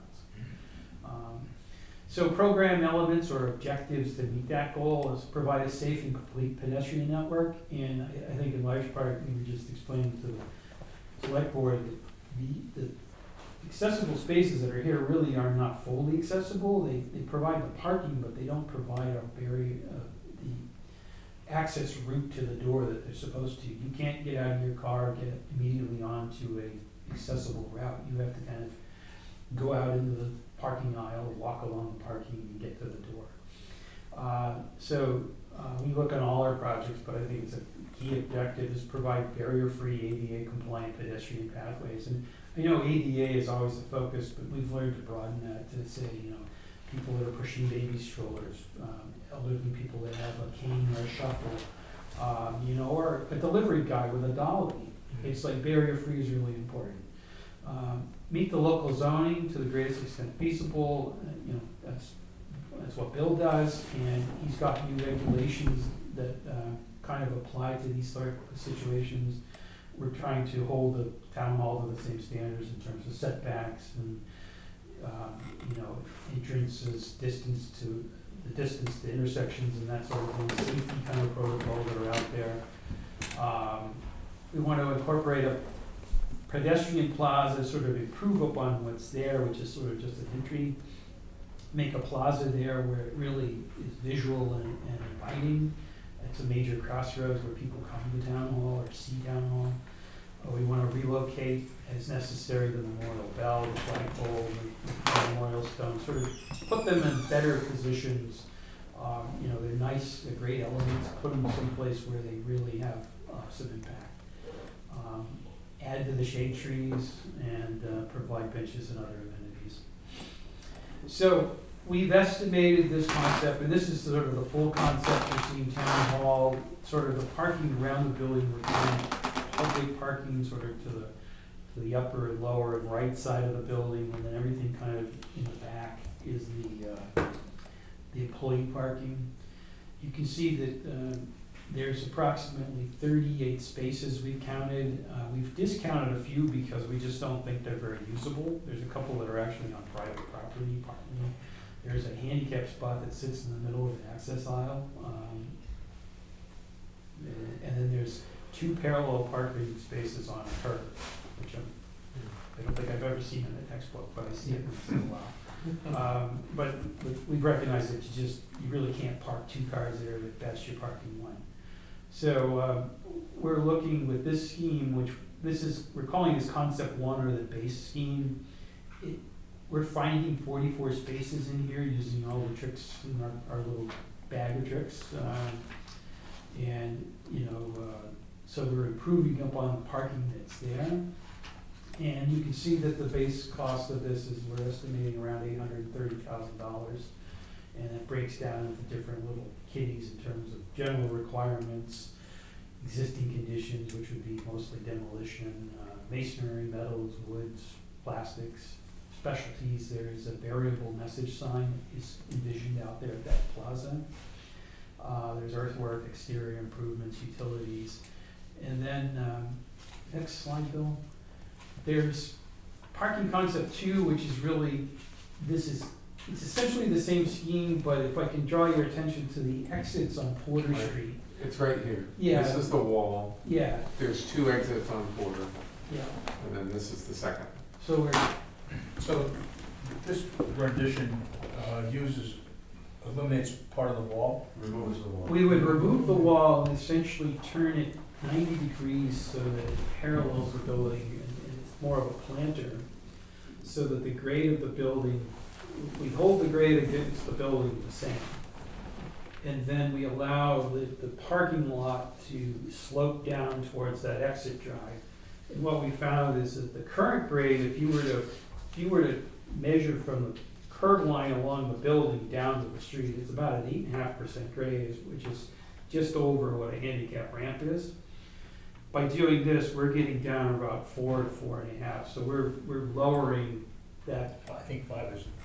Yeah, anything over 5 is considered a ramp, so we're below what a ramp would technically be. So Typically in parking lot design too, we'd like to hold 5% as the max, because if your car is parked on a greater than a 5% pitch, when you open your door, they start swinging away from you. yeah. You start having issues like that, so. If you've got an old Chevy, you know how it works. They can take Yeah, it. the newer cars are a little bit lighter, but, so this one, this is an exit consolidation, there's safety, we think it's a better layout.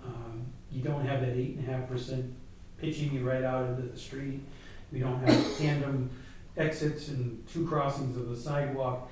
But within that, we actually find another 4 spaces too. So that's another benefit, plus we get another better sidewalk connection coming in off of Porter Street. So in the long run, this scheme gives us a +10, because we also find 2 more spaces out in Porter Street from what we had before. And we just think it's, in general, a better concept. And it allows us to do some better improvements along the perimeter of the building. But it adds about $293,000 to the bill. So, it comes at a cost, but one of the things we would hope to do is use the stone of the old wall and use it again into the planter wall, so that it's sort of a reuse of that stone. They may have to break it up to use it or something, because it's pretty big stuff, but we would look to kind of reuse that. Go to the next slide. Yes, please.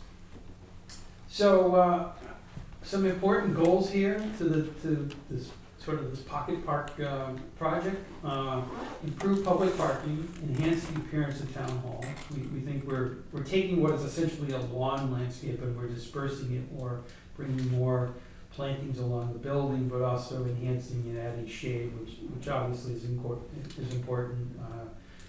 Heat island effect is one of the things they're predicting is going to get worse and worse. I think we're already starting to see that. So more shade is going to be important. And one of the really key parts of this is to implement kind of a prototype of this enhanced front yard, which comes out of the new zoning regulations. Yeah. So what we really want to do is the new Stoughton Center District, and when we started this project, I wanted to look at I consider these, the 4 nodes as the 4 pocket parks. So that's really the impetus, that's what the application is for. Everything we've just discussed is all, that's the overall concept and what we're gonna gain. But for this application, it's really, the new Stoughton Center District talks about enhanced front yards, public amenities, public space, and creating that. We have no development, the current development that's going on now is not, that was not done under that. So one of the objectives, and my objective in helping with this design, is let's create this public space and these public little pocket parks and show this is what we want the private sector to do. This is what our zoning would require for a private developer coming in, looking and seeking things, to look at enhancing the public space. So this application and the way I look at it is enhancing the public space. So you have the 4 nodes. You have the main node here, which is this whole plaza, and we'll show you the things. And then as you can come up through it, then there's this space here. All of these spaces create knee walls, sitting areas, lighting, landscaping around them. After our meeting today, we propose moving the memorial bell here. They feel it should be with the flagpole. It was with the flagpole over what we could consider this area. But then continuing this public space, creating this little node park here. One of the things that we don't have now, as you go north, is when you come up and across, there's no sidewalk there. So it's creating that access to get to the node here. And then the other amenities would be also the bike parking, bicycle parking. So it is looking at taking the code and shaping it and saying, these are the demonstration areas. This is what we want to see. These are the node parks. You have the main center park. You have the flagpole and the smaller area with the bike parking. And then you have the 2 small node parks that show. And then it's the connectivity of those. So that's the way we looked at framing the preliminary portion of this application. Sorry, right? I'm passionate about this is because this was the main impetus that I participated in, put in with the design. We've had a lot of discussions regarding what it looks like, the materials, the passive lighting that is under the benches, and those sorts of things that we're looking at. Yeah. So I think next slide, and so the request as it's come in the pre-application is $600,000. It would include brick pavers. Each of those areas were kind of have a motif going as sort of that kind of pinkish red of sort of a brick areas. And it's not just enhancing these spaces, it's actually creating them. Because as you see in the existing landscape, there's no place to stop and rest. There's no place to kind of gather or anything. So each of these is kind of sized for different reasons. But there's seating, there's landscaping, there's the public information sign kind of down there by the corner plaza, and there's a protective bell enclosure, putting a little roof over the bell to just protect it. In each of these is kind of the larger areas for kind of gathering, and it pulls you off the street a little bit more. It's a busy intersection, but it's a place people might want to sit and people watch. The flagpole is a little bit more of a ceremonial space, but it has a curved seating wall. And then the 2 other spaces, the one up by Town Hall, is basically just a place to sit down if you're tired. If somebody needs to sit and rest real quick, or if they're waiting for a ride. And the one down by Pearl Street, we had it sort of with that existing granite stone there, make it a little bit more visible. As Bill mentioned, Board of Selectmen had some comments about maybe some of those objects moving around a little bit, just based on how they're used. So. But each is its own center, its own creating its own sense of place. yet it's all unified through materials, materials and colors and plantings. And it's all linked by, it's a complete pedestrian network. You go up through that plaza, there's a ramp right up the center, gathering places on the sides, there's a raised crosswalk over to the sidewalks and the flagpole area. So it all really ties together quite well. Next slide. So I'll walk you through real quick kind of imagery of each of those 4 areas. So the first one, the corner public park, next slide. This is what it looks like today. It sort of feels like a plaza, but it's not. It's not very large. The bushes have kind of overgrown. You can kind of see the granite sign kind of peeking through there. And there's a sidewalk that kind of parallels Pearl Street and goes up to where you can cross over the parking into the town hall. But notice that it's a fairly wide sidewalk already. So yes, next slide. We're basically building on the sidewalk, and because of the way we reconfigured the parking, we found some space in there that it has multiple levels. It's about an 18-inch change in grade up as you go, because sort of deceiving that there is a change in grade there. So it's a ramp right up the middle, some stairs on the side, some seating areas. There's the variable message sign on the side, which would be conveying town events like coming things. So that's sort of the larger of the spaces.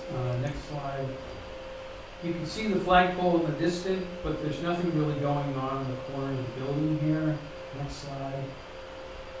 So we've added sidewalks to the building perimeter on both sides here, which is both a protective piece to the building, but also it gives pedestrians, people coming by car, a place to get out of their car and immediately get on the sidewalk. And here we have a flagpole with some perennial plantings and a kind of a curved bench behind it, or a curved seat wall. And possibly a memorial bell. And possibly a memorial bell, yeah. So, the memorial bell is probably going to be near the flag. yeah, and those little diamond things, that's a raised crosswalk for anybody crossing through there, so there's really safety in mind, people coming by foot and coming into the area. Next slide. This is what you see at the front entrance. There's the stairs and the ramp, but the 2 handicap spots don't actually have a connected sidewalk. You get out of your car, and certainly the car that's there would have to cross behind the other car if it were there to get to the ramp, which is technically a no-no. So what we're looking to do, next slide, is put a full sidewalk, the entire face of the building, add a seating area here, and then move the handicap spots. If you see those 2 people kind of up there, you can see the bottom of the ramp. The 2 handicap spots get moved so that they're aligned right with the ramp. So as soon as you get out of your car, you can get onto the sidewalk and the ramp's there. So we've improved it. We've maintained the numbers, but we've improved upon their situation. And then the next slide, this is an area down looking at the east facade of the building with what's there today. And then the next slide shows, because we've rearranged some of those, we've pulled the parking over to the edge of the existing walk to be able to give ourselves the walk along the building, which has made this panel of landscape area a little bit smaller, but we've added in these benches. We were showing the memorial stuff here, but that might be subject to some change. But the idea is each space has kind of a function, different levels of socialization going on, different functions to them, all enhancing kind of the environment and kind of reinforcing that idea that these are models that developers can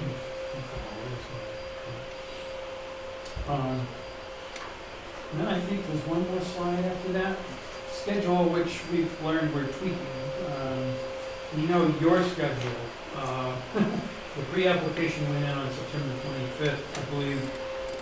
The final But this application. schedule's incorrect. Yeah. It should be for annual town meeting. Yeah. That's my bad. So, questions, comments? This meeting's about money, basically. Yes. And your second rendition is a little more money, it's 1.1. Yes. But you asked for 600,000 for each rendering. The first rendering was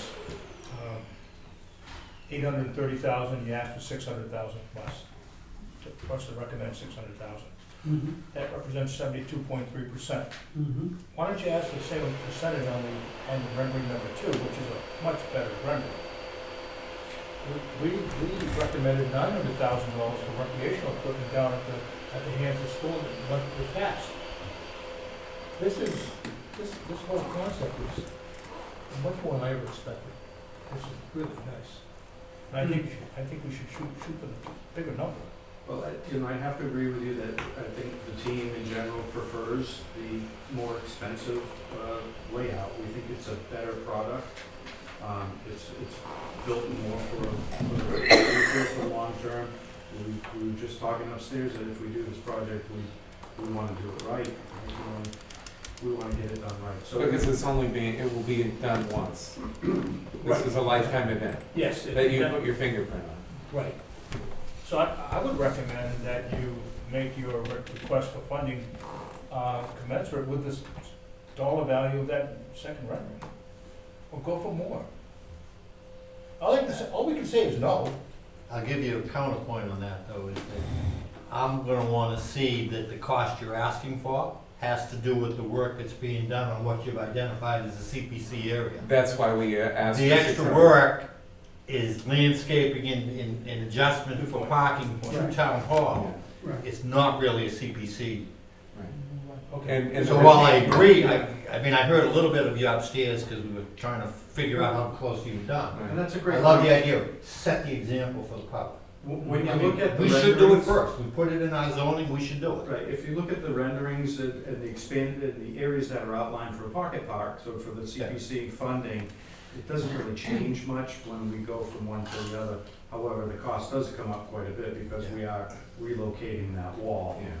We're tearing it down its current location and then rebuilding it around the lower corner of the building to hold back the grade. So And we've identified what we feel, obviously, I was the staff member for 15 years in Fairhaven to the CPC as the planning director there. So we had, to your point, the engineers, what about these, I'm like, and we went through and we said, we feel that what we've outlined is eligible. Yeah, so that's I don't believe the wall is eligible, and that's where you're getting the extra Okay. money. Thank you for that point. Yeah. Thank you, Roger. Can I make a suggestion? This is just the pre-application, and you've answered a lot of the questions that most people will wait until the full application to answer, but that's okay. You're ahead of the game. So what I would recommend on this pre-application, you have both open space and recreation. I wasn't sure which one it was. Yeah, I'd recommend going with recreation Okay. because it's more flexible in terms of what the CPA allows. Okay. And I think it's simpler going forward just to have it in one category. If you check more than one category, you gotta meet the requirements for everything in both categories. Not that that's much of a hardship, but I would just recommend doing it all in the recreation. So the word park is really critical. Again, to counterpoint that, it feels more open space, it's a park. Recreation seems to me to be a stretch. It's a park, but it's something, it's an area where people can go and enjoy themselves and sit on a bench, and I understand what you're saying. It could be either. It could be both. I mean, I'm just saying that recreation, in terms of the CPA, and the law requires, gives you a little bit more flexibility in terms of what you might want to do and what qualifies.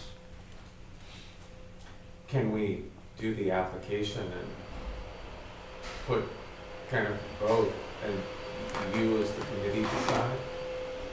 I think that's a fair way to You can do do it. that, yeah. And we as a committee could kind of, because I'd like to understand more what you're thinking in terms of flexibility. To me, it's one category or the other, and You see it more as open space. to me, it feels more open space. But I don't see any advantage to calling it recreation. We're saying there's more flexibility. Yeah, if It you would look at the seem grid to- that shows what's allowed under recreation versus what's allowed under Yeah, open but- space. I think what's here is allowed under open space. So I don't, if there is more flexibility for calling it recreation, I don't know that we need it, but we can talk about that, and yeah, I think that probably is more up to us anyway, so. We don't need to bog you down with that. So with your formal, with the application, just address the criteria. Yeah, if, so you'd have to get, well, I think recreation's, is recreation already, no, recreation, you have to get a letter of approval from Matt and recreation and from the Conservation Commission, if it's open space. One for each. That shouldn't be too big a deal. Okay. Yeah, and those are just quick notes from. Letters of support, is that what you I'm sorry, what? letters of support from? Yes, exactly. Yeah.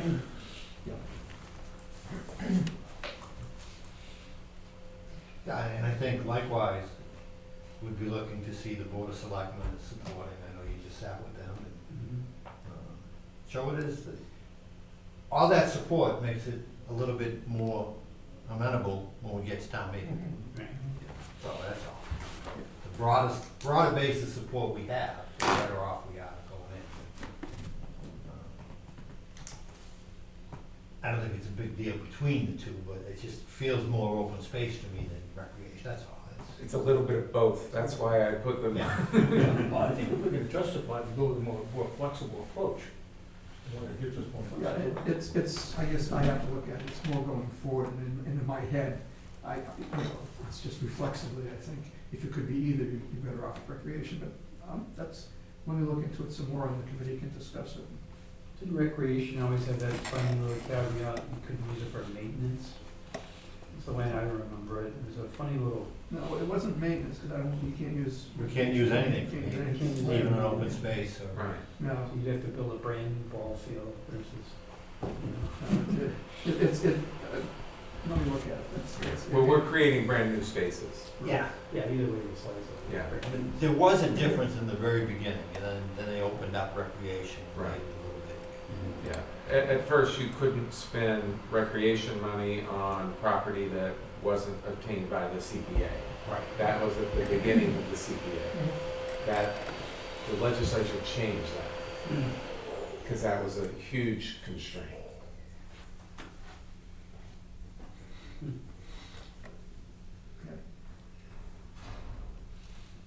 All right, so we can discuss this, submit a full application, and get the letters of support and whatever else is required by the full application. And if it's okay, we can put it on this, put this on our November meeting, which is going to be second Wednesday, the 13th, is that a good date? Any additional questions? Deadline for the Comments? submission? Was that Oh, I'm sorry, what were you asking? the deadline for the full submission? Yeah, it's, October 25th. Yeah. The meeting is a week later than we normally would hold it, so we can be flexible in that. Mike, I just had one quick question. Wasn't there an article in reference to the town hall parking lot? Was that ever? Yeah, last, 2023 in no time, Okay. for design. Which is Which is what that? we're doing right now. Okay. Yeah, so there'll be a couple of changes with the bell. Like they mentioned, the bell was a hot topic, so. Have you given any thought to the signage? White's not here, so I'm gonna speak up on his behalf. The historical marker that's there, I didn't see in any of the new, What marker you talking about? there's a historical marker. That's right to the side of the bell. Yeah, Yeah, we're gonna have Stone, discussions. Yeah, oh, yeah. You're talking about the stone that says Town of Stoughton? No, No, there's it's a- a marker like we have at a bunch of sites, yeah. Yeah. saying that it's funded by the CPC. Oh. Dwight has put, Oh, It's a plaque that sits on a post. Yeah. like on a little table, it's up on the It's in the flag. photograph of the Halloween park. Yeah, okay, yeah. Yeah. Are you talking about there's one now? or- Yes. There is one now. There is one. How is that gonna be And there'll incorporated? need to be something. It's just to the I mean, side, I got it's you. just to the side of the thing. We can add those and things. then there'll be another one. Yeah. Be a couple more. we like to let the public know what they're getting. Yeah. So when they complain about the CPC surtax, it's like, hey, look at the dog park you're getting. Look at Glen Echo, I mean, we're giving them, Good stuff. the town, we got some good stuff back for our money, so. I mean, I think this will go over well. You funded over 1% of affordable housing. Good. Awesome. Yeah. You added 1%, that's a lot. In one project, 1%. That was a great investment. That was one from the get-go, to get as much as we did for $1.3 million. Plus, it's, as long as I've been on this committee for 12 years, on and off, and the single biggest thing that the public has said to us is we want affordable housing for our seniors. And we had this project come in and it was like, wow, this is a home run. We ran into a buzzsaw, but we got something out there, something very good, something we can feel good about, so. Any other questions? We do need to take a vote to accept the pre-application. Do we have a motion? I make a motion that we accept the pre-application for the. In a second? Pocket park. Okay, Rodney? Yes. Bob? Yes. Maurice? Yes. Rich? Yes. Chair votes yes. Thank you very much, everybody. Thank you. Thank you very much. Good job. Do you have any questions or anything, let me know. Thanks.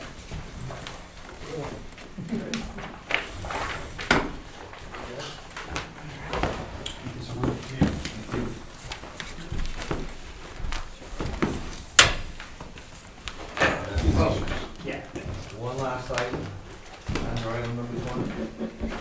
I want everybody fights to make the motion. Would we have a motion? Motion to adjourn. In a second. Second. Okay, we will vote. Rodney? Yes, please. This is first meeting. Yes. Reese? Yes. Rich? Yes. Chair votes yes. Thank you, everybody. Thank you for your patience.